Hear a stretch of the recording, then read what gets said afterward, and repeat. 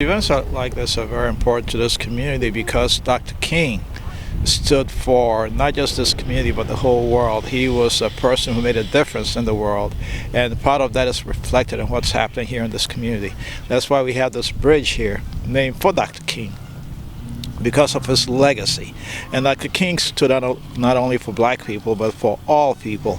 When he was assassinated, he had embarked on the Poor People's Campaign at the time that he was assassinated. So this is important for all those who are underrepresented, for all those who are underserved in some way, and for all those who really want to see a better world. And that's what Dr. King lived and died for.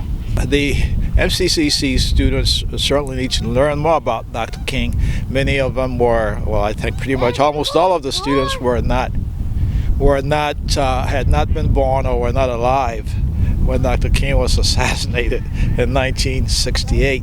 A lot of young people may not even know about the March on Washington and when he did his I Have a Dream speech, and that Dr. King had an influence here in Detroit and here in Michigan. So they need to learn more about Dr. King. His legacy is important. He was a man who was all about peace, and we need a world that represents peace. A person who represented peace, a world that's more peaceful for all of us. So our students certainly need to learn about that. The entire community needs to embrace Dr. King's concept of peace and solidarity.